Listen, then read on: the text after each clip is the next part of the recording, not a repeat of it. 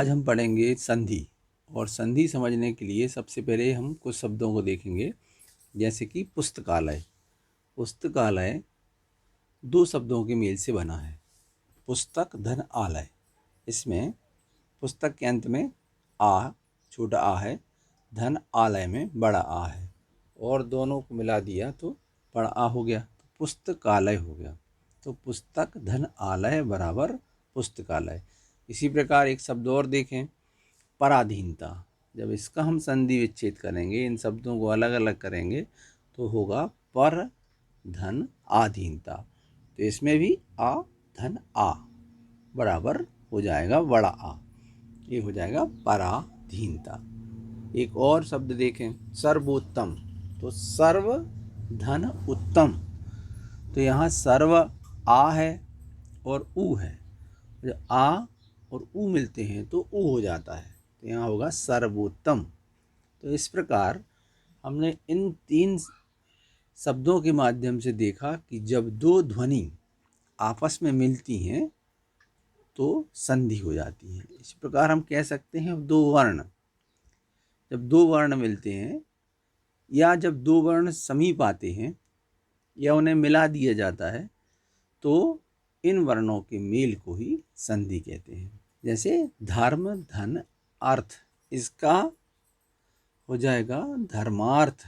जगत धन ईश बराबर जगदीश। नमः धन ते बराबर नमस्ते। संधि को और समझने के लिए इनके प्रकारों की बात करेंगे। और संधि के होते हैं तीन प्रकार, एक स्वर संधि, दूसरा व्यंजन संधि और तीसरा है विसर्ग संधि। आज हम पढ़ेंगे स्वर संधि।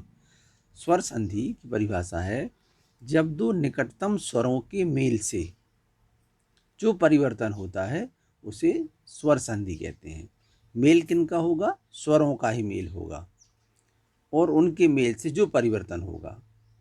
जैसे जब दो स्वर निरंतर समीप होने के कारण आपस में मिला दिए जाते हैं, तो स्वरों के उस आपसी मेल को ही स्वर संधि कहते हैं। स्वर संधि के 5 प्रकार हैं, 5 भेद हैं, कहेंगे इन्हें। पहला है दीर्घ स्वर संधि, दूसरा है गुण स्वर संधि, और तीसरा है वृद्धि स्वर संधि, चौथा है यण स्वर संधि, और 5वां है अयादि स्वर संधि। सबसे पहले देखें दीर्घ स्वर संधि।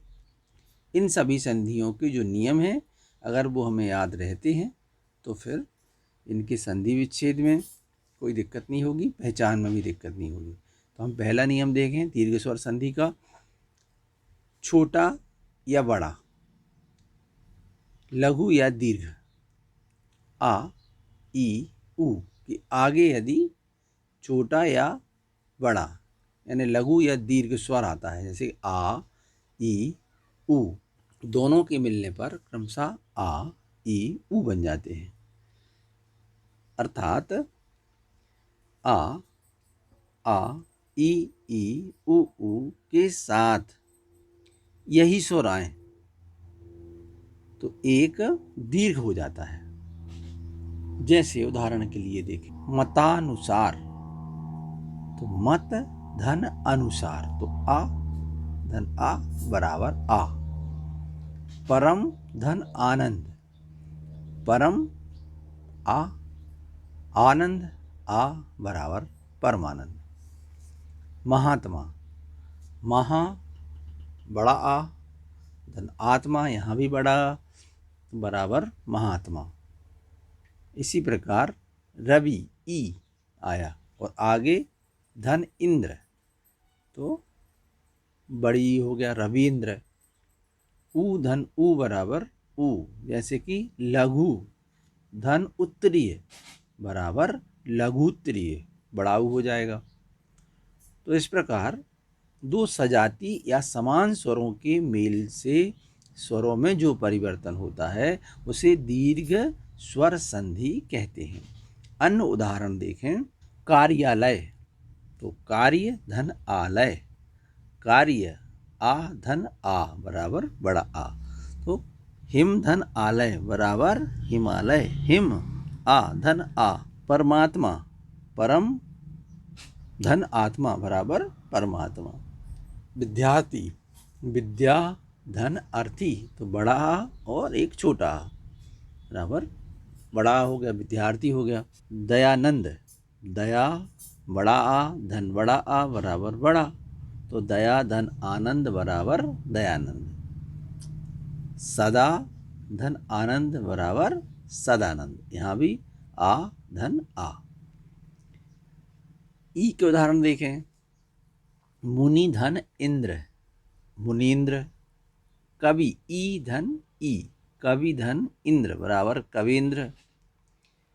रवि धन इंद्र, रवींद्र। इसी प्रकार छोटी ई और बड़ी ई दोनों मिला के देखें। कवि धन ईश्वर, कवि धन ईश्वर बराबर कवीश्वर। गिरी धन ईश बराबर गिरीश। अन्य उदाहरण देखें ई के। सती धन ईश, सती बड़ी ई, ईश यहाँ भी बड़ी ई, यहाँ बड़ी ई हो जाएगा सतीश। नदी धन ईश, नदीश। सती धन ईश्वर, सतीश्वर। ऊ के उदाहरण देखें। भानु धन उदय, भानुदय। साधु धन उपदेश, साधुपदेश। सुधन उक्ति, सूक्ति ऊ का।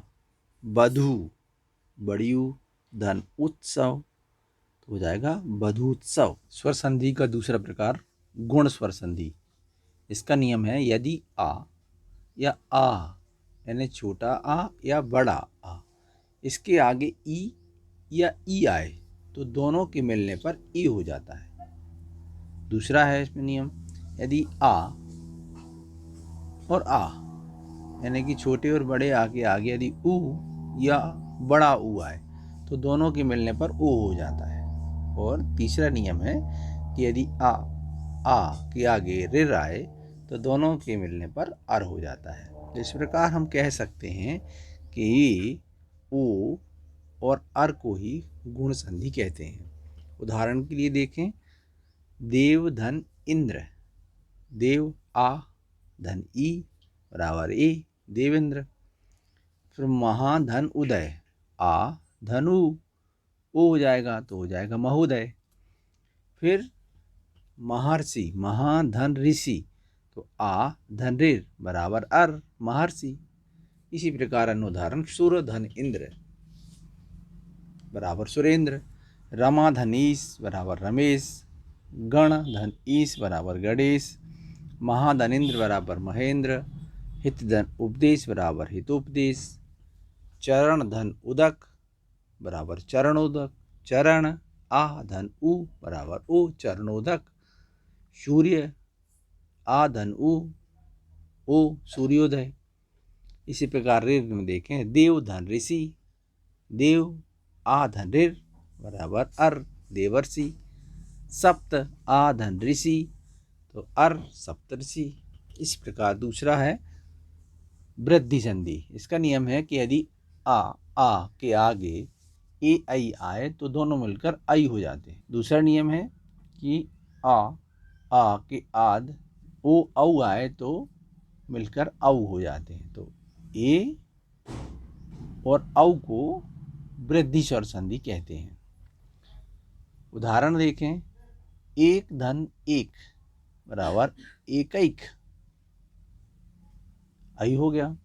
सदा धन एव, सदैव हो गया। मत धन एक, मतैक्य हो गया। महाधन ऐश्वर्य, महेश्वरी हो गया। दंत धन उष्ठ, दंतोष्ठ। महाधनोज, महोज। परम धन औषधि, परमौषधि। और महाधन औषधि, महाऔषधि। यण संधि। इसका नियम है यदि ई के बाद यानी कि लघु और दीर्घ ई के बाद कोई भिन्न स्वर आए तो ई का या हो जाता है। दूसरा नियम है ऊ लघु और ऊ दीर्घ के बाद कोई भिन्न स्वर आए तो ऊ का वा हो जाता है। अगर रे आता है तो फिर रा हो जाता है। तो इस प्रकार से या, वा, रा को यण संधि कहते हैं। उदाहरण, अत्यधिक, अत्यधिक में अति, ई के आगे कोई भिन्न स्वर आए तो या हो जाता है, ऊ के आगे यदि कोई भिन्न स्वर आए तो वा हो जाता है, और रिस के बाद, रिर के बाद कोई भिन्न स्वर आए तो रा हो जाता है। तो अत्यधिक, अति ई धन आ बराबर या अत्याधिक, इति धन आदि, ई धन आ बराबर या इत्यादि। फिर नदी, ई धन अर्पण, ई धन आ बराबर या नद्यार्पण, नद्यार्पण। सखी धन आगमन, बड़ी ई धन आ बराबर या सख्यागमन। प्रति ई धन उ बराबर भी या प्रत्युत्तर। नी धन ऊन बराबर न्यून, ई धन उ बराबर या। प्रतिधन एक, फिर यहाँ भी या प्रत्येक। सुधन अच्छ, यहाँ ऊ धन आ बराबर वाह स्वच्छ। फिर अनुधन इति, तो यहाँ भी ऊ धन ई वाह अनुवति। अनुधन ऐसण, ऊ धन ए बराबर वाह अन्वेषण। अगला है अयाधि संधि। इसमें ए आई ओ औ से आगे यदि कोई भिन्न स्वर आता है तो ए का आय हो जाता है और आई का आय हो जाता है, ओ का आव तथा औ का आ हो जाता है। इस प्रकार से ए आई ओ औ के बाद जब कोई भिन्न स्वर आता है तब ए के स्थान पर अय, ओ के स्थान पर आओ, आई के स्थान पर आय और औ के स्थान पर आ हो जाता है। इसे ही अयादि संधि कहते हैं। उदाहरण देखें, ने धन अन, ए धन आ नयन या होगा, आय हो गया नयन। गे धनक, आय गायक हो गया। पो धनन, पवन हो गया, आओ हो गया।